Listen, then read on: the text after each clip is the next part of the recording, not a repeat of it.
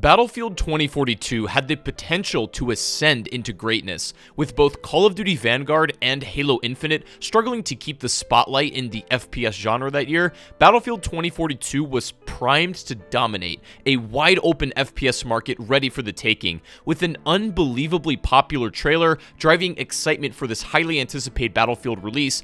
DICE even confidently telling the fans they're way ahead of schedule, things are going well, and the full game should satisfy the community and even go above and beyond all expectations. Battlefield pretty much had the whole community on its side pre-release, but after the game came out and the dust had settled, Battlefield 2042 shed nearly its entire player base after the first few months, and is widely regarded as one of the worst AAA games of all time, not just within the Battlefield franchise. Even more dramatically, over 250,000 players signing a petition to get full refunds for the game purchase as well. So what happened to it? It seems 2042 was a game built on false promises, inexperience, bad communication, technical shortcomings, out-of-touch gameplay changes, and a lack of a strong vision among many other things. It's very complicated to understand the contributing factors that led to such a disastrous game, but we're going to dive deep into it all and get to the bottom of why the collapse of Battlefield 2042 was not only inevitable, but was truly set in stone from the very start. DICE was already setting off on the wrong foot with 2042 in some sense, because the creative masterminds and primary forces behind the greatness of games like Battlefield 3 and 4 all departed from the company at some point during the development of Battlefield 5. While some devs leaving a studio is a natural part of game development and, the evolution of a project, the people that did leave were by far the most experienced with developing Battlefield on the Frostbite engine, and were the most in-touch developers when it comes to understanding the balance between community feedback and innovating on a new vision. The accepted reason for this mass exodus of these longtime developers is because they were at odds with the publisher, EA, on creative grounds. Essentially, they may have wanted to take the game a certain direction and try things never previously attempted, whereas EA may have rejected many proposed ideas. Whatever the case was, DICE now had a void of manpower and competence to fill. EA also pushed DICE in the direction of making a true Battlefield BR experience. They were attempting to capitalize on the still very popular market of Battle Royale games. Warzone, Apex, all still with massive player counts, and Battlefield could certainly get its foot in the door with the right approach, and in their mind, a new attempt was required, as Battlefield 5's Firestorm mode did not really have the intended effect, and not even retaining 1% of the staying power of the hard-hitting BRs at that time. So they wanted to change that. This is one of the first big mistakes DICE made, solely attempting to capitalize on something already popular instead of breaking new ground doing its own thing. Not that there's anything wrong with BRs inherently, but it felt like the vision of 2042 was merely trying to mimic the success of already established games. Its vision was compromised from the start. This is true of just about anything in life. Carving your own path instead of following the footsteps of others is often the most risky thing you can do, but it can also pay off in ways you could never imagine. And the first scaffold to fall, holding this house of cards up, was the fact that DICE's problem, at least at this level, they already sacrificed so much creative freedom to chase current trends that they may have lost sight of what Battlefield truly could be. If you've been watching my videos or stalking the channel recently and you're part of the 76% that hadn't subbed, make sure to do that. Alright, let's continue. At a certain point in time, the project was still called Battlefield 6, at least internally, and EA and DICE would talk about it very sparingly, but still, fans were interested to see the direction the project was heading in. Our first bit of news received in regards to the game was the fact that this year's Battlefield title was not going to have a single-player campaign. You know how they say the more things change, the more they stay the same? I recall seeing the exact same situation happen to Black Ops 4.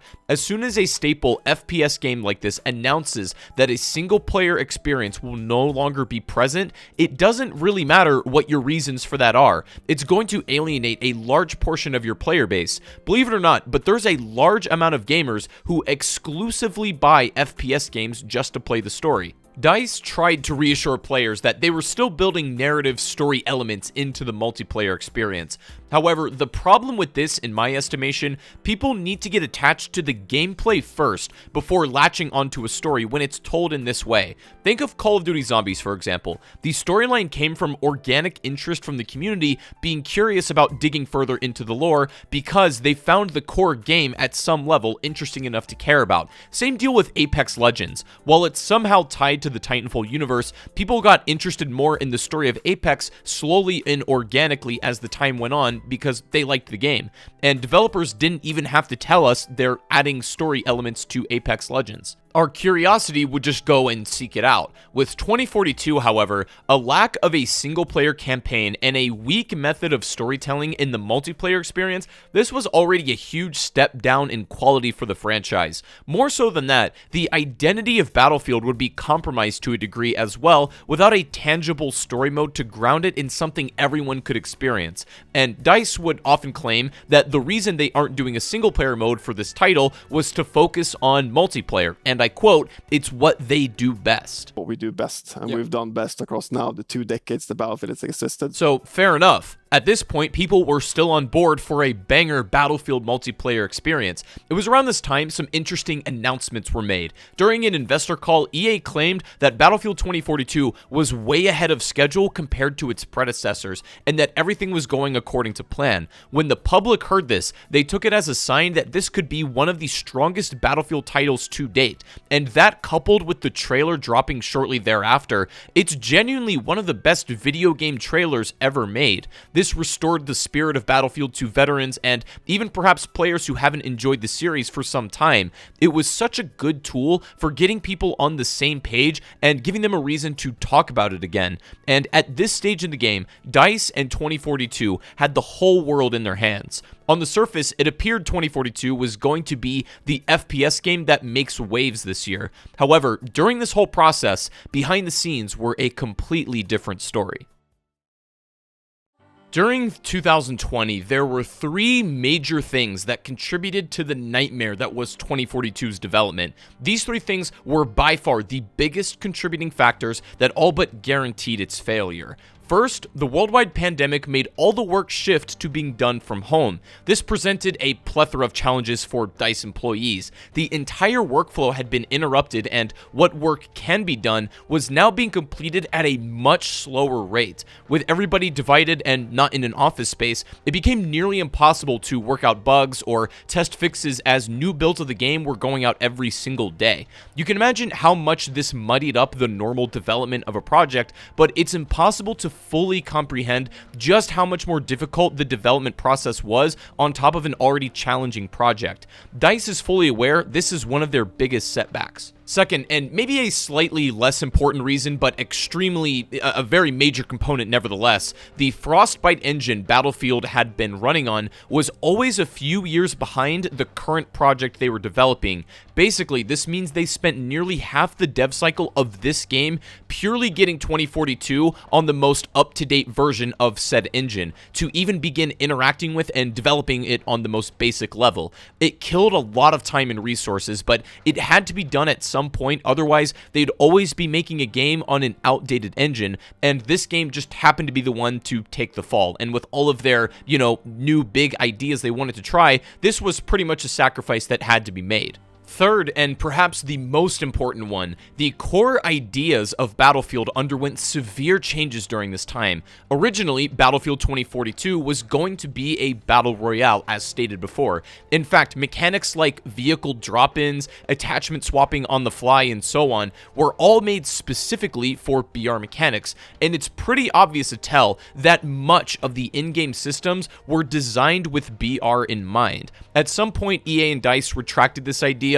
most likely as a result of Apex Legends still being the hard-hitting BR for EA, and many DICE higher-ups thinking that this was a suboptimal idea, and began taking the game in a more traditional direction for the series. However, one major component that managed to survive all the chaos and cuts was Specialists. This would replace the staple class system Battlefield had operated on up to this point. Specialists implemented more so to emulate Apex characters and Rainbow Six Siege operators, where each one would be ultra specialized in their toolkit and functions in-game. which this change would fundamentally alter how Battlefield plays even now. However, I think just conceptually, this would never work for Battlefield, and I think most of the community would agree with me on this. That's never what Battlefield was about. It was always these large-scale battles with two opposing military forces, with a bunch of regular soldiers only divided by class making them up.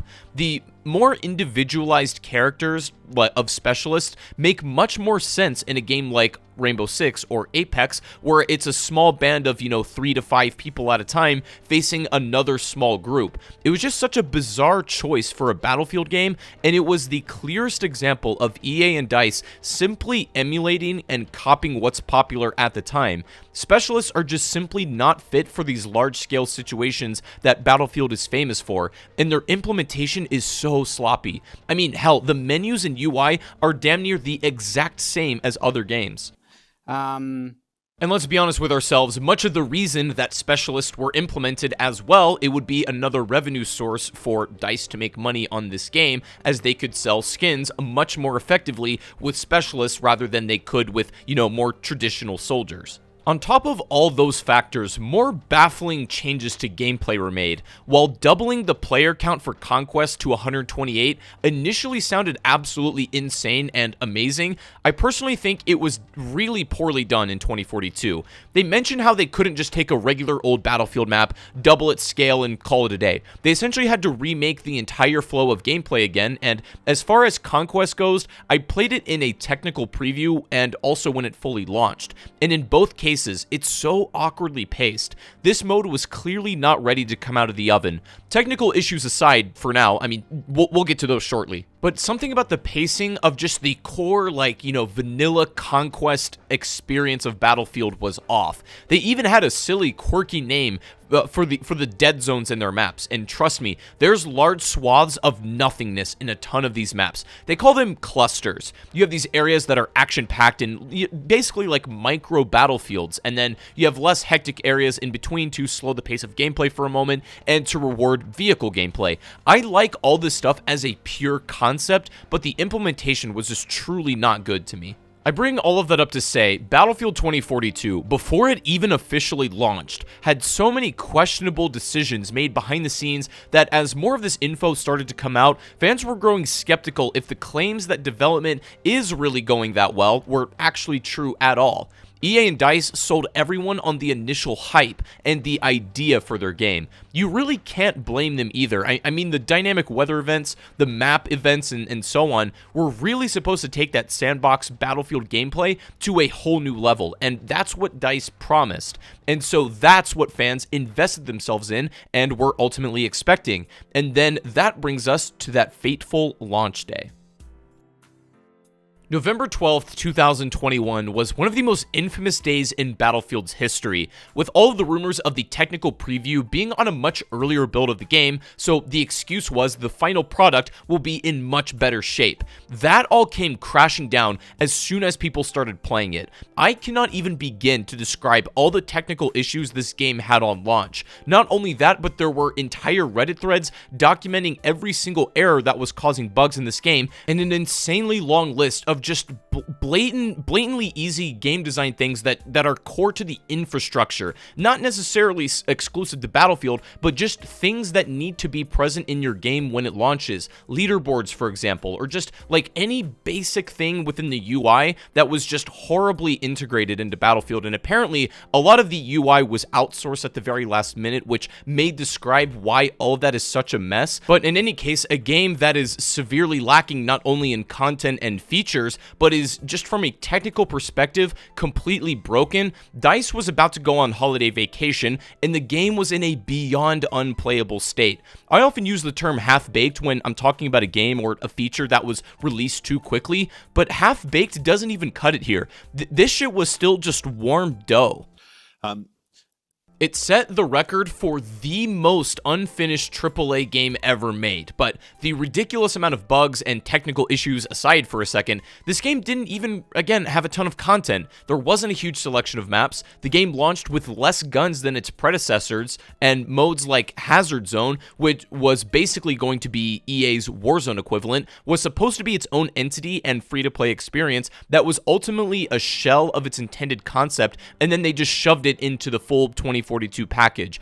It's the most pointless game mode in Battlefield I've ever seen.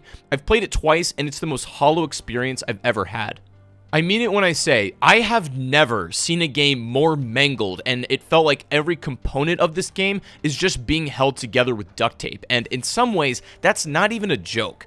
The only part of 2042 that got a moderately positive reception from fans was Portal mode, basically being able to utilize the sandbox and tools from old games and create your own scenarios and experiences. Portal was the only silver lining to this game, and ironically, the thing that people like the most about Battlefield 2042 has nothing to do with the 2042 elements whatsoever.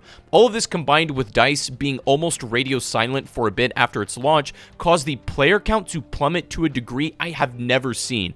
These sharp fall-offs can only be a result of negligence to the game in a completely unfinished and unplayable product. As far as bugs go, it's pretty simple. Lockdown and thus work from home made the bug fixing process during normal development drop to a snail's pace. And that combined with the fact that even with a few delays of the game, they still didn't even have close to the amount of time they needed for it to be presentable on launch. It was a truly unmitigated disaster. With all of that in mind though, a lot of time has passed since launch, and at the time of me making this video, Season 3 is on the way soon, and believe it or not, there is some hope for this game. The player counts have actually seen a moderate increase in players over the last few months, and while it's not nearly at the levels that it was when it came out, it seems DICE are at least taking player feedback really seriously. The arrival of specialists in Battlefield 2042 has been polarizing. We have heard you. They're walking back specialist changes and reworking them to be more like regular soldier classes from Battlefield and whatnot, and I truly do think the DICE devs still care about the game very deeply and they want to see it do well. Like, I truly believe that. And I genuinely admire the fact that they haven't just thrown in the towel on 2042 and are trying hard to get this game where it needs to be. But it's just always feels like they're playing catch up to create the game that should have been on release nearly one whole year later. If players had known it was going to be this way, nobody would have gotten on board the hype train, and to me, Battlefield 2042 exposed a real problem in the gaming industry now. It reminds me of what Steve Jobs said about the tech industry. When you let people who are out of touch with the actual product make the decisions and you give the choices over to marketers instead of the creators, you end up with an industry of people peddling false promises and unrealistic expectations to get you invested. And above all else, Battlefield 2042 is the very definition of over-promising and severely under-delivering.